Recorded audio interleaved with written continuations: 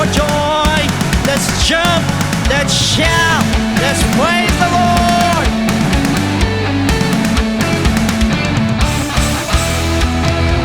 When I'm weak, I'm always strong through the power of the love you've given unto us. In your presence we belong as we lift our hands in praise. Deep in our hearts, Lord, we worship you, singing our praises to your name. Deep in our hearts, Lord, we glorify your name.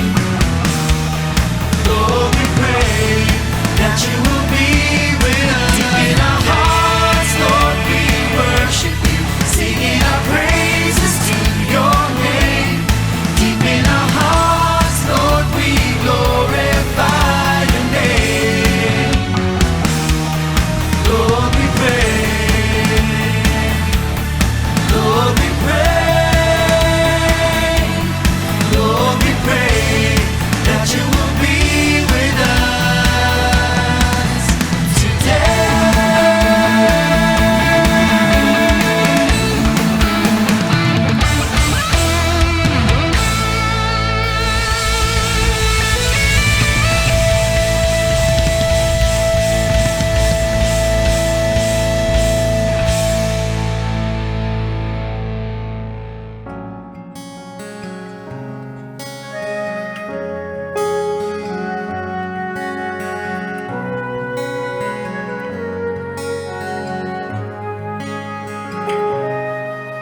I count the days when I see your face, when I tell myself that it's over. I grope in the dark, searching for the spark of the light that is now slowly fading. I can't believe I've come this far, but still like to go back. And the cross I carry inside made me liquefied. Close my eyes in the middle of night, in the rush of dawn, blowing the tears in my eyes, 'cause I'm melting. Oh, I'm melting. My heart's so crushed and my faith is drowning. I hold on to your word, now I'm upon my feet. The only thing I need.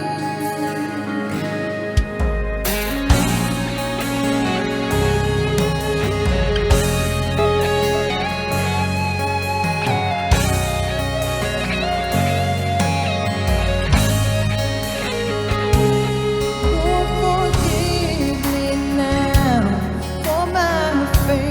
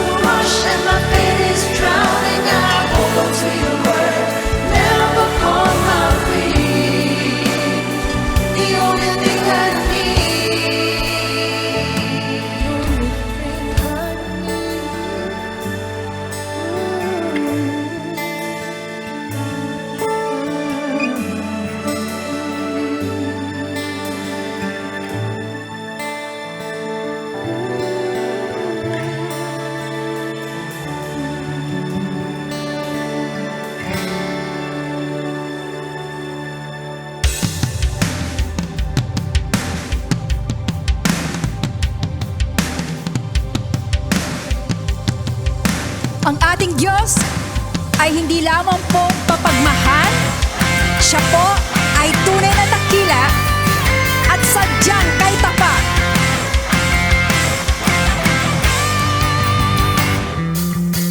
Minsan sa ating pamumuhay, puno ng problema, kabi-kabila, suliraning walang katugunan, sakit lang ng ulo, pati katawan. Subalit ang Diyos ay tapat, nagmamahal sa lahat, walang di kaya siyang lutasin, gaano man kabigat. Tanging papuri at mga awit kay Jesus ibigay.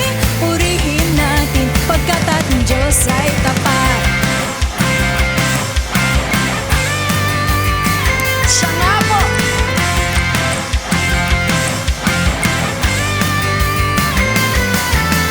Kung nais mo ng pagpapala kay Hesus Kristo'y magtiwala. At kung ang katawa'y nanghihina, tibayan mo ang pananampalataya. Tunay na ang Diyos ay tapat, nagmamahal sa lahat, walang di kaya siyang lutasin, gaano man kabigat. Tanging papuri at mga awit kay Jesus ibigay. Purihin natin pagkat ating Diyos ay tapat.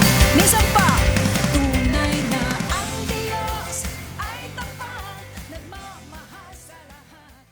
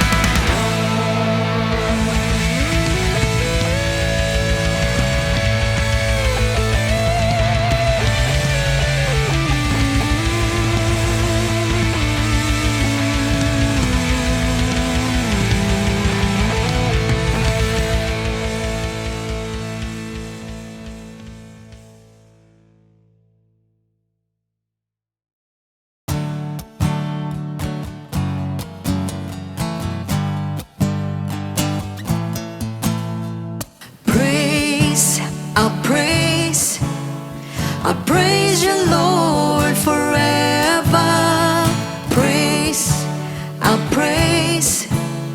I praise you, Lord, forever. I'll do my best, I'll do my best. Oh, I'll do my best for you. Oh, oh, oh. I'll do my best, I'll do my best. Oh, I'll do my best for you. Love, I love you, Lord, forever. Love, I love you, Lord, forever.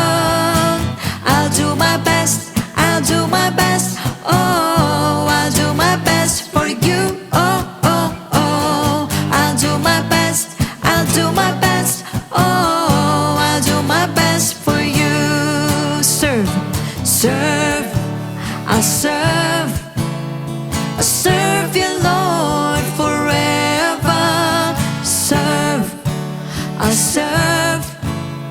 I'll serve you, Lord, forever. I'll do my best, I'll do my best. Oh, I'll do my best for you. Oh, oh, oh. I'll do my best, I'll do my best. Oh, I'll do my best for you. Clap, I'll clap. I clap my hands for you, Lord. Clap, I clap. I clap my hands for you, Lord. I'll do my best, I'll do my best. Oh, I'll do my best for you. Oh, oh, oh. I'll do my best, I'll do my best. Oh, I'll do my best for you. I'll do my best, I'll do my best. Oh, I'll do my best for you. Oh, oh, oh. I'll do my best, I'll do my best. Oh, I'll do my best for you.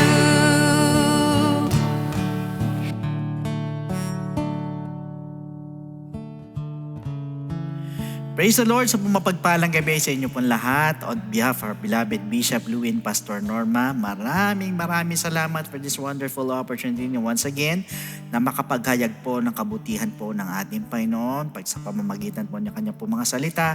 At higit sa lahat, salamat po sa ating pong Diyos na buhay na siya po ang nagpapahintulot sa lahat po ng bagay na kung hindi po dahil sa Kanya, hindi po ako makakatayo sa inyo pong harapan.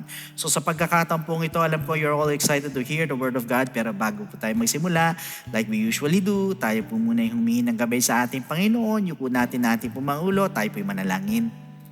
Lord, we thank you so much, Panginoon, for this wonderful night na binigyan niyo sa amin na muli makapag-aral ng mga salita mo. Patuloy, O Diyos, ikaw po ang manguna po sa amin. You open our hearts, our mind, and you feed us with your wisdom, your knowledge and understanding, na lahat ng aming mapapakinggan ay tumimo sa aming puso't isipan, at ito po'y matanggap po namin. Kaya mo yung spirit of conviction mo ang dumaloy sa bawat isa po sa amin. Liyo mo kami sa spirit of error, at kaya mo yung mga kapatid namin na galing sa trabaho, pauwi ng bahay, ingatan mo at makarating po ng safe and sound sa kanilang mga tahanan, nang sa gayon, Panginoon, ay umabot po sa aming pag-aaral. Ikaw po ang manguna sa amin, liyo mo kami sa spirit of error, at kaya mo yung Holy Spirit mo ang kumilos sa bawat isa po sa amin. Muli sa iyo po lahat na kapurihan at kadakilaan. In Jesus' name, Amen. So praise the Lord. Last week we studied about the importance of stepping back from the line. Napakahalaga po niyan na dapat alam po natin. At yung pong pagkakaiba po ng divine favor at spiritual entitlement. So ngayong gabi naman ay ipagpapatuloy po natin ang part 3 about the sin of Uzziah, entitled The Leper in the Palace. So have you ever wondered, brothers and sisters, kung paano po ba nangyari na isang tao na manatili po sa isang lugar na mayroon pong spiritual authority, andun yung influence, at gayon din po yung visibility. So habang patago naman pong nagiging spiritually infected at nabubulok sa panloob. At paano po kaya nangyari na isang tao who had an unprecedented access sa kapangyarihan po ng Diyos has nurtured a hidden condition na nagpahiwalay po sa kanya doon po sa Diyos na minsan niya pong hinanap. Isang bagay po na pumipilit po sa mga tagapakinig na komprontahin po yung pong ilusyon ng spiritual proximity o yung pong na mapalapit po siya sa Diyos spiritually. So kaya subukan po natin na i-breakdown po yung kanya pong significance layer by layer. So unang-una, yung pong the image versus the infection. So ang pinaka-image po ni Uzziah ay isa pong favored, victorious, marvelously helped man. At isa pong hari na nasa palasyo. Yet, siya po ay isang leper na nasa likod po ng robe. At ang leprosy po ay isa pong public display ng panloob na rebellion.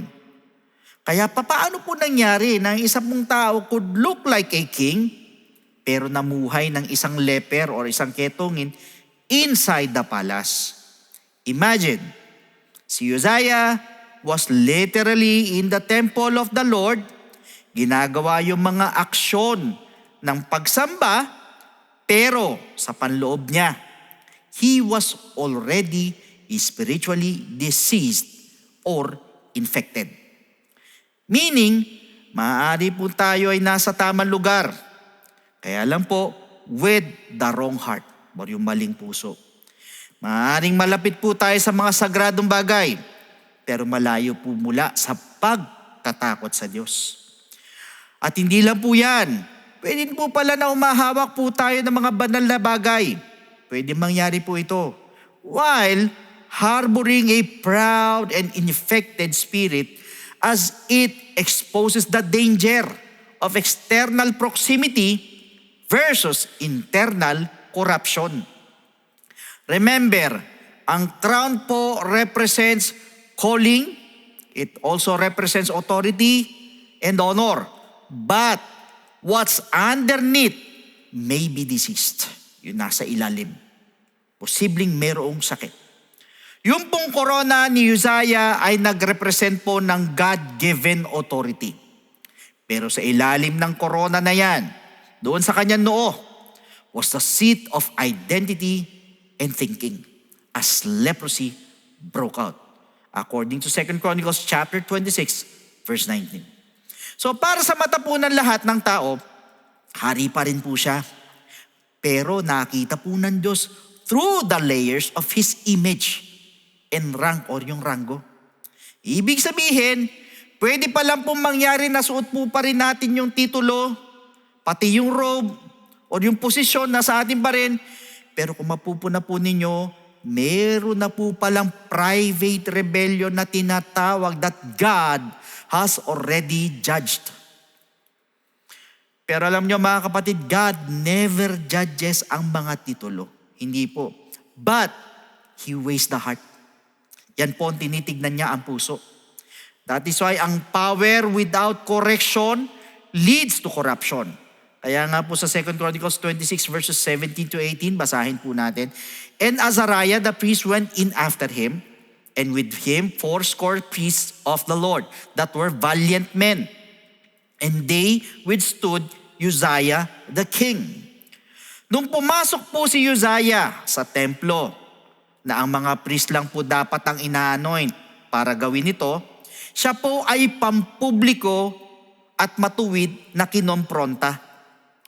Kaya lang, instead of repenting or magsisi, humingi ng tawad sa Diyos, siya po ay nagalit. Na isa pong siguradong senyales at nagpapakita po sa sarili niya na siya po ay above sa correction. Meaning to say, when no one can confront us, then we are no longer a servant of God, but a slave to our pride. At yun po ang mabigat. Kaya ito po ay nagpapakita that the palace is not a proof of purity. Si Uzziah po ay nakaupo pa rin po sa palasyo. Pero nakakalungkot po, ay inalis na po siya ng Diyos sa kanyang trono. Kaya po sa 2 Chronicles 26 verse 21, King Uzziah was a leper until the day of his death. He dwelt in an isolated house because he was a leper, for he was cut off from the house of the Lord. Then Jotham, his son, was over the king's house, judging the people of the land. Nasa kanya pa rin yung corona, nasa kanya pa rin yung pangalan niya, nasa kanya pa rin yung reputasyon niya. Kaya lang, siya po ay isa na pong ngayong hari na mayroong ketong. Na naka-isolate, nakahiwalay, disqualified, and worse this, spiritually cut off.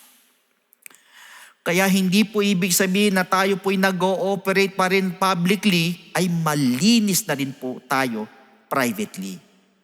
Yung pong palasyo, yung success sa ministry, o yung pong impluensya, ay pwede pong itago ang ebidensya ng panloob na korupsyon. Pero hindi po sa Diyos eh.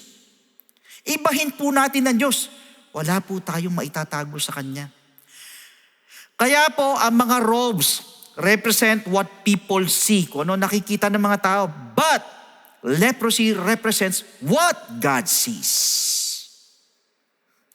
Ang robe po ay maaaring mag-symbolize ng title or titulo. Pwedeng pastor, pwedeng teacher, pwedeng leader, pwedeng preacher.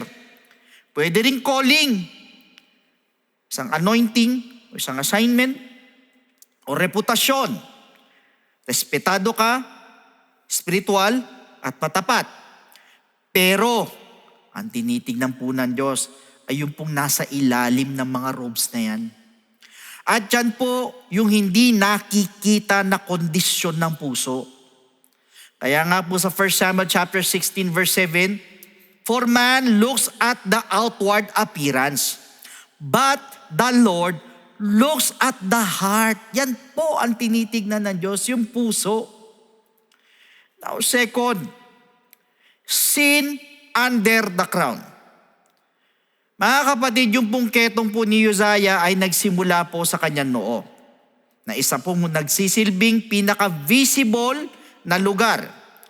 Pwede pong itago ng corona yung pong impeksyon ng isang tao mula po sa nakararami, pero hindi po sa Diyos. Again, hindi po maghuhusga ang Diyos sa pamamagitan po ng posisyon, kundi tinitimbang niya po ang kondisyon ng mga puso. Yan po ang wini-weigh ng Panginoon, yung heart po natin. However, ang sabi po sa 2 Chronicles 26 verse 15, "For he was marvelously helped till he became strong." So this warns against mistaking favor for immunity. Ano po ibig sabihin? Yung pong mga nakalipas na tulong ay hindi po nagagaransya ng pangkasalukuyang pagpapakumbaba. Hindi po in-excuse or ine-excuse po ng previous anointing ng Diyos ang present na pride or yung kasalukuyan na pride. Maaaring malapit po tayo sa trono ng Diyos in service, and yet malayo pala sa Kanya in surrender. Kaya nga po ang tanong po sa atin, ang paburbuba ng Diyos made us feel untouchable? Even when our hearts, yung mga puso natin, are no longer teachable. Remember, it reveals the danger of mistaking public favor for private innocence. Ibig sabihin, pinapakita po nito ang panganib ng pag-aakalang, ang pagtanggap po or pagsang-ayon po ng tao ay katumbas po ng tunay na pagiging inosente. Tandaan po natin, si Uzziah po, siya po ay respetado ng marami. Kaya lang, he was already rejected by God. Yet, yung pong kasalanan sa ilalim ng corona ay madalas pong nakatago sa ilalim ng success, ng charisma, kahit nga po ng gift.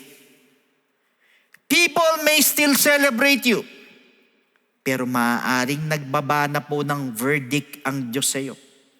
Kaya nga po, ang paalala po ng Diyos sa atin, do not let human applause distract us from divine disapproval.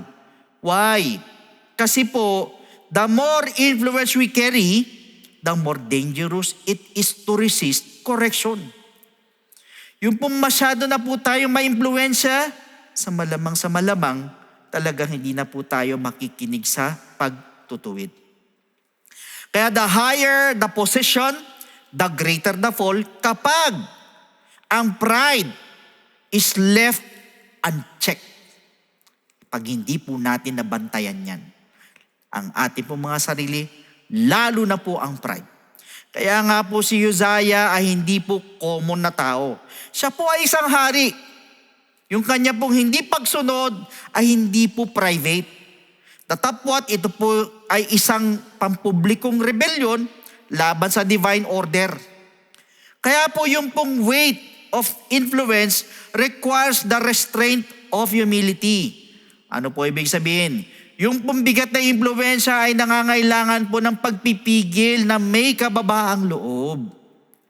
That means kapag hindi na po tayo maituwid at masaway, we are on the brink of collapse. Papagsak na po pala tayo nang hindi po natin namamalayan. Kaya parati po natin pakatatandaan na ang spiritual disease po does not always show up immediately. Hindi po. Hindi yan bigla-biglaan. Gaya na sinabi po sa verse 16. But when he was strong, his heart was lifted up to his destruction. Yung pong disease of pride, self-will, or yung pong compromise begins silently, tahimik na tahimik, long before it manifests visibly. Ibig sabihin, maaaring nagfa-function pa tayo sa panlabas, perhaps preaching, teaching, leading, influencing other people. Pwede ding sumasamba tayo, uma-attend tayo ng lahat ng gawain, lahat ng activities, or nagpa-participate tayo, pero sa panloob ay nagsisimula na po magkaroon ng spiritual infection na unti-unting kumakalat, na nagsisilbi pong babala sa atin that the longer we ignore the disease, habang pinatatagal natin, hindi natin pinapansin, binasasawalang bahala natin, the more deeply it embeds in our identity. Lalo lumalalim. Pag ito po ay pinasang walang bahala po natin. Ang leprosy po sa ilalim ng robe signifies hypocrisy, na nagmumukha pong malinis while being unclean. Mukha lang malinis. Sa Levitical law, kung pag-aaralan po natin, ang ketong po ay nagpaparumi po sa isa pong tao. Dahilan po para maging unfit or hindi po siya pwede para sa pagsamba at hindi po karapat-dapat sa leadership or pamumuno. So in this manner, si Uzziah po ay nananatiling outwardly na hari, pero inwardly, disqualified na po siya. So this meant na pwede pala nating bitbitin yung pong robe long after God has pronounced judgment. Nakatulad po ni ginawa ni Saul sa korona niya after being rejected. Napunta po tayo sa pangatlo. Too powerful to be corrected. Ang sabi po sa 2 Chronicles 26 verse 16, when he was strong, his heart was lifted up to his destruction. Truth be told, hindi po nagsimula yung ketong niya sa labas. Kung hindi ito po'y nagmanifest bilang paghuhukom na nagmula po sa panloob. Internal, sa madalit sabi. Yung pride, yung lust, yung anger or galit, yung hypocrisy, even bitterness, ito po ay mga sakit po ng isang kaluluwa. Maaari hindi po sila makita kaagad-agad, pero katulad po ng spiritual leprosy, sila po ay kumakalat, isolated, and eventually ay ma-expose at sisira. Ibig sabihin, it reveals the power of hidden sin to destroy public authority. Why so? Because it exposes the silent decline that often follows unchecked pride. Ano po ibig sabihin? That means, yung pong pagkabulok ay nagsimula po bago pa lumabas yung ketong. Kasi po, ang pride po ay isa pong invisible disease at yan po ang totoo. Hindi po yan nakikita. Pwede po itong lumaki. Pwede po itong lumago na hindi po nadedetect hanggang sa mag-manifest po sa visible judgment. Alam niyo po na marami pong tao ang bumabagsak at bago po sila bumagsak publicly, nagsisimula po yung pong pag-collapse sa ilalim ng korona. That is why an uncorrectable heart is a symptom of spiritual disease. Kaya po sa 2 Chronicles 26 verse 19, then Uzziah was wroth.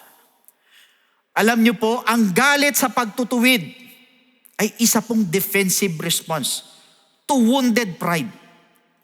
Tinamaan kasi yung pride kaya nagagalit. Pero yung pong merong teachable spirit, ay wini-welcome po niyan ang rebuke. Gustong-gusto niyan ang rebuke pag meron kang teachable spirit. Pero yung pong proud na spirit, wars against it. Talagang mag-resist yan. Kaya nga nagagalit yan. That means, hindi po tayo mas vulnerable kaysa when we were strong or we were successful and unreachable. Kasi po ang success can become a sedative. Pwede yan maging tranquilizer. Yung pong palasyo po ay naging lugar kung saan ang applause, yung mga papuri, muffles or para bagang pinatatahimik po ang conviction. Kaya po nagsisimula po tayong baliwalain yung mga warning signs. Why? Dahil po yung pong mga tao still cheer. Pumapalakpak pa rin. Pinupuri pa rin. Tumatakbo pa rin ang mga sistema. Pati ang mga oportunidad ay nakabukas pa rin. Kaya po ang tanong po ng Diyos sa atin if God pulled back the robe today, what would be revealed? Or ano kaya ang mahihayag sa atin? Matatagpuan niya kaya ay isang hidden sin ba? Or secret pride po ba? O isang puso na matigas na? Or isang bitter spirit? Kailan po makakasagot niyan? Pero alam niyo po, ang sabi po sa Matthew 23 verse 27, "Woe to you, scribes and Pharisees, hypocrites!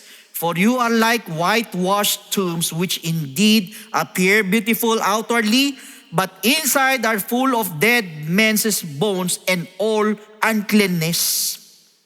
So therefore, yung pong robe does not protect us from exposure, but rather it only delays it. Napunta po tayo sa pang-apat. Being in the palace or high position does not mean we are clean. Ano po ibig sabihin? Hindi po umalis ng templo si Uzziah dahil siya po ay nagsisi, but rather siya po ay umalis because God forced him out. Truth be told, pag tayo po ay hindi sumuko sa Diyos sa pamamagitan ng pagpapakumbaba, pwede po tayong hubaran at alisan ng Diyos sa pamamagitan ng paghukom niya bilang Diyos. Tandaan po natin na mas concerned po ang Diyos sa ating pong kabanalang kaysa sa ating pong mga image. Kaya po mas maigi na po na i-confess po natin yung pong infeksyon ng ating mga kaluluwa ngayon kaysa bitbitin po ito sa libingan in silence. Ibig sabihin, it challenges the soul to come clean before God, does it publicly. That is why the question is, will we let God cleanse us now? Or iintayin pa po natin na until i-expose niya po tayo para mabilad sa kahihiyan? Dandaan po natin, it confronts the illusion that God has not judged. Why? Because He has not acted publicly.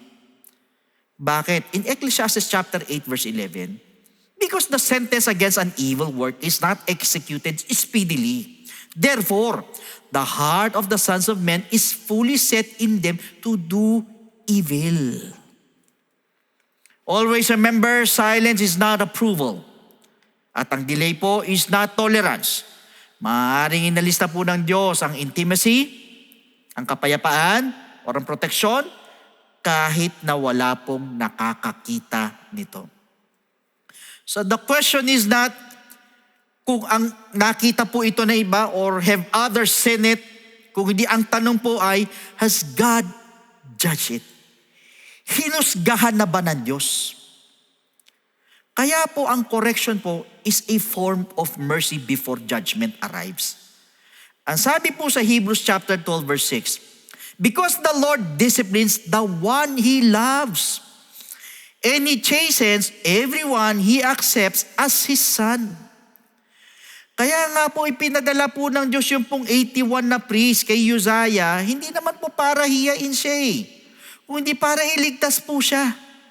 Yung mga nilang confrontation ay ang panghuling grace-filled warning po ng Diyos bago po siya binigyan po na or nagkaroon ng ketong. Meaning to say, ang rebuke is a rescue mission. But to resist it is to choose divine judgment over mercy. Nililigtas po pala tayo ng Diyos pag tayo po'y sinasaway niya. Pero pag tayo po'y nagre-resist, at mas pinipili pala po natin yung paghukom po ng Diyos sa atin kaysa sa habag. Kaya nga dapat po mas natutuwa pa po tayo talaga pag tayo po'y nire-rebuke ng Diyos Ang problema po kasi sa iba, pag nare-rebuke ay mas lalong lumalayo sa Diyos, which should not be the case. So bilang mga Kristiyano, mga kapatid, dapat po mas ikagalak po natin kapag tayo po'y sinasaway. Kasi po, ito po pala tanda na tayo po'y nililigtas ng Diyos kasi po ayaw niya po tayo mapariwara, ayaw niya po tayo mapahamak. Now, meanwhile, the disease may be internal, but the fallout will be public. Why so? Because sa verse 19 to 20, leprosy broke out in his forehead sa noo. The priest thrust him out, and he himself hastened to go out. Yung po minsan na nakatago ay naging visible in a moment. Ibig sabihin, ito po'y nagpapakita na ang spiritual na pagkabulok po na tinotolerate po privately will eventually erupt or sasabog po ito in public exposure. Puputok po yan in public. Malalaman ng publiko. Why? Because sin never stays silent. But it waits to show itself when it will cause the most damage. Hindi po yan mananatiling tahimik. Kung hindi, yan po ay maghihintay ng tamang pagkakataon kung kailan siya mas makakapanira ng gusto ng buhay ng isang tao. Sa noo po ni Uzziah, nagsimula po ang ketong dahil ito po yung seat of identity and visibility niya. Yung kasalanan po ni Uzziah ay hindi po in ignorance, kundi ito po ay isang intentional, sinasadya, defiant, and prideful na bagay sa harapan po ng Diyos na buhay. Kaya po, ano po ang ginawa ng Diyos? Minarkahan po ng Diyos yung nakikitang parte ng katawan niya para mag-reflect doon ang invisible na arrogance ng kanyang puso. Therefore, when pride goes unchecked, God exposes it where we have built our identity.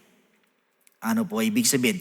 Pag hindi po natin nabantayan na natin po mga sarili, lalo na po ang pride, maaari pong itong i-expose ng Diyos kung saan po natin itinayo ang ating mga sarili. Kaya po, if God were to expose ang mga puso po natin ngayon, ano po kaya ang makikita niya? Ano po kaya matatagpuan niya? Will He see robes of honor or ang leprosy ng pride? Makikita niya kaya yung pong humility or yung pong hidden infection? Makikita niya kaya, makakakita kaya siya ng tunay na pagsamba? Or performance lang?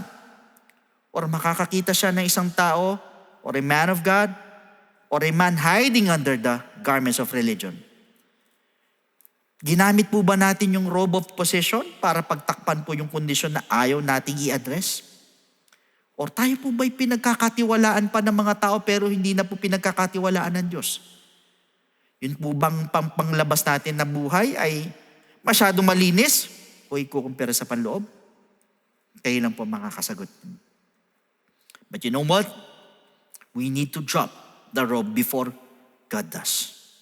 Kaya po natin linisin niya po tayo while it is still hidden. Kaya natin ang Diyos ang mag-restore what the robe is trying to protect. Alam niyo po ang sabi po sa Revelation 3:19, as many as I love, I rebuke and chasten. Therefore, be zealous and repent. Ang private conviction po ay isang regalo. At ang pagtutuwid po mula po sa mga makadyos na tao ay isa pong grace or biyaya. Kahit kung minsan ang pakiramdam po natin ay ito po ay isang confrontation, pero ang pagsisisi po ng patago ay isa pong pamamaraan ng ating Diyos yan para i-preserve po ang ating dignidad while transforming our soul. This is what we call the mercy of hidden correction. Kaya nga po ang tanong po sa atin, will we embrace the mercy of a private altar? Or antayin po natin yung pong kahihiyan ng isa pong public collapse? Ang sabi po sa Numbers 32 verse 23, but if you do not do so, then take note, you have sinned against the Lord, and be sure your sin will find you out. Hindi po papayagan ng Diyos ang sikreto or patagong pagkabulok na manatiling nakatago habang buhay, lalo na po sa mga lingkod niya. So if we resist the soft voice ng rebuke, Maaari po siya magpadala ng malakas na boses of exposure. At yan po yung tragedy of delayed exposure. At ano po ba sa palagay po ninyo ang magiging cause if God pulls back yung pong curtain sa buhay po natin ngayon? Kaya ngayong gabing ito, binibigyan po tayo ng choice ng Panginoon. Either we confess or we conceal. Be broken or be exposed. Be healed by God's grace or be humbled by His judgment. Ang sabi sa 1 Corinthians chapter 11 verse 31, for if we would judge ourselves, we would not be judged. Kailangan po natin pumili ngayon. God will not fight our mass forever. Hindi siya makikipagkompetensya sa ating po mga image. Siya po ay nag-o-offer ng restoration kung tayo po ay magsisisi. Either our robe will fall at His feet or it will be ripped away in public. Kaya nga po mas piliin po natin yung pong mercy, yung pong humility. Choose cleansing. Piliin natin ang repentance habang may panahon pa po. Ang sabi sa 2 Corinthians chapter 6 verse 2, for He says, in a favorable time I listened to you, and in a day of salvation I've helped you. Behold, now is the favorable time. Behold, now is the day of salvation. So at this moment, sa lahat po ng kinakausap po ng Panginoon, you feel like the Lord is talking to you right now, pwede po ba na yuko po ninyo yung mga ulo? Samahan niyo po ako manalangin. Mambanal na sa langit, kami po'y nagpapasalamat sa mensahe na binigay niyo sa amin, na itinuro niyo po sa amin. Lord, we pray na hipuin niyo po at bagabagin niyo po kung meron po man sa amin dito na balot po ng leprosy ng pride or may tinatagong kasalanan. Naway, hindi na po namin hintayin na kami po ay mapahiya at ma-expose in public. Kahabagan niyo po ang bawat isa po sa amin bago pa po maging huli ang lahat ay pagsisihan po namin ng anumang pagkakasala na nagiging hadlang po sa aming mga relasyon sa inyo at paglago ng aming pananampalataya. Lord, linisin mo po kami ng lubusan.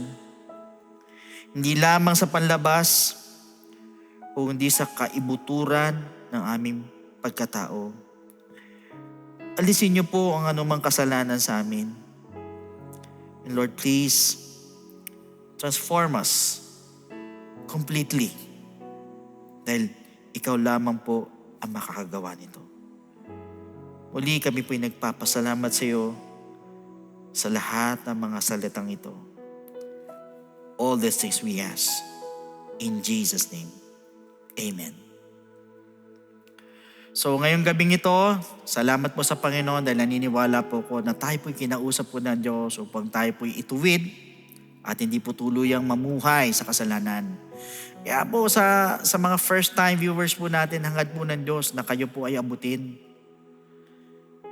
Perhaps sa iba po sa inyo, if you're struggling dahil sa pride o sa kasalanan, alam niyo po, ngayon po yung panahon para lumapit ka sa Panginoon. Para makimit po natin yung pong genuine na freedom at yung pong divine transformation. Kailangan po natin simulan sa pamamagitan po ng pag-humble or by humbling ourselves, accepting Jesus Christ in your life and believing in His gospel for you to be saved. Pag sinabi natin salvation, ang sabi po sa Ephesians chapter 2 verse 8, for by grace you have been saved through faith. Malinaw po na sinabi ng talata, we are saved by grace through faith. Kaya lang po ang tanong, saan tayo mananampalataya at maniniwala? That is the question. It is found in 1 Corinthians chapter 15 verses 1 to 4. Moreover, brethren, I declare to you the gospel which I preached to you, which also you received and in which you stand, by which also you are saved, if you hold fast that word which I preached to you, unless you believed in vain. For I delivered to you first of all that which I also received, that Christ died for our sins according to the Scriptures. Sa madalit sabi, may basis po, and it is according to the Scriptures. And that He was buried, and that He rose again the third day, according to the Scriptures. So may basihan po again, it is according to the Scriptures. So that means we need to believe in the gospel of Jesus Christ, yung po death of Christ, yung burial of Jesus Christ, at yung pong resurrection of Jesus Christ. So tatlo po yan na kailangan po natin paniwalaan at sampalatayanan. Kaya alam po, ang tanong is believing enough. Pag tayo po ba'y nanampalataya, tayo naniwala, hihinto na tayo doon, tutundok na tayo doon, wala na po tayong gagawin. Alam niyo po ang sabi sa 1 Peter chapter 4 verse 17, for the time has come for judgment to begin at the house of God. And if it begins with us first, what will be the end of those who do not obey the gospel of God? Ano daw ang katatapusan? Ano daw ang dulo doon sa hindi sumunod sa gospel ng ating Panginoon? So sa madali sabi, the gospel of Christ must be obeyed. Pag tayo nanampalataya, tayo naniwala, kailangan lakipan po natin ang pagsunod. Hindi po tayo matatapos sa pananampalataya, but rather we need to obey the gospel of Jesus Christ.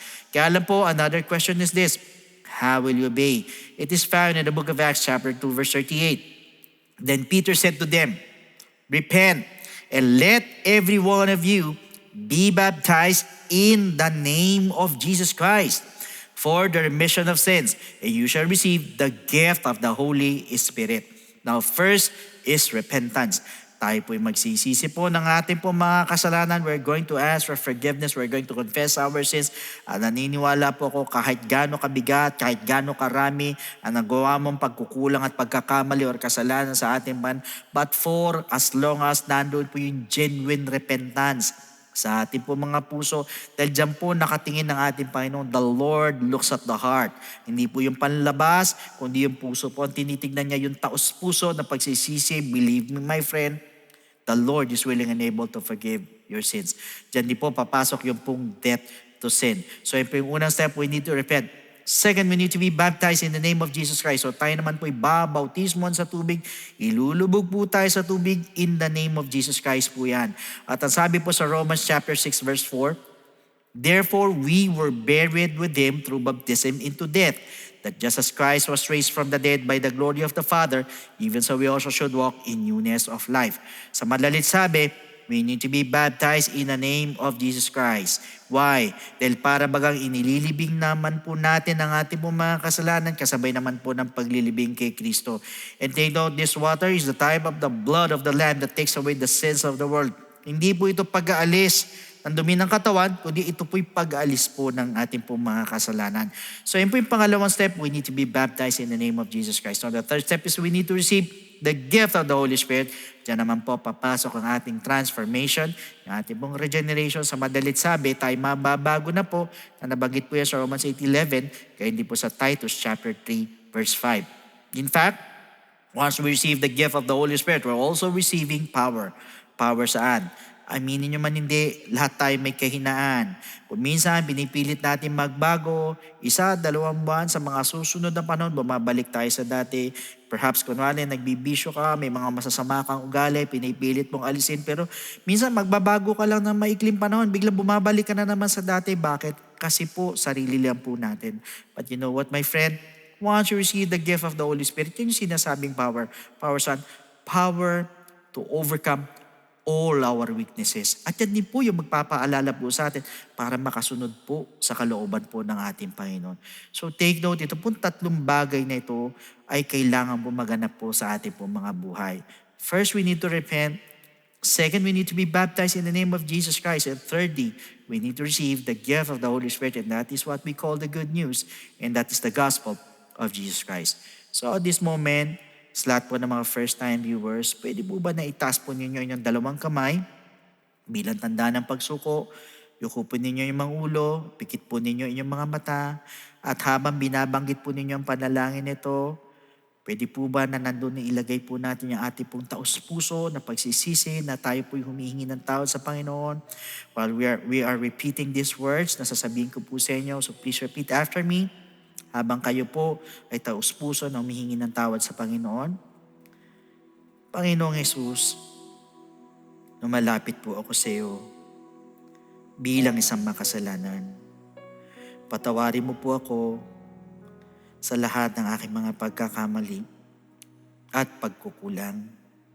Sa oras na ito, tinatanggap po kita bilang sariling tagapagligtas at tinatanggap po kita bilang Diyos ng aking buhay.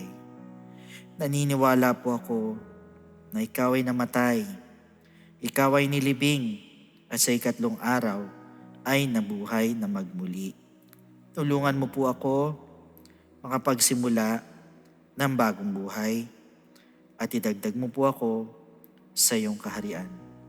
Maraming salamat po sa pangalan ni Jesus. Amen. So yan po yung first step. Para sa pangalawang step po, andyan po ang ating po mga telephone numbers sa baba po ng screens po ninyo. Pwede po kayong tumawag dyan para makapagpa-schedule po tayo ng water baptism. Otherwise, you can directly message us sa ating po FB page. Iwan lang po kayo ng mensahe para masagot po namin to give you further instructions. So once again mga kapatid, this concludes our study about the sin of Uzziah. But next week, wag po kayo mawawala dahil pag-uusapan naman po natin regarding the sin of King Ahab. So God bless every one of you and to God be all the glory.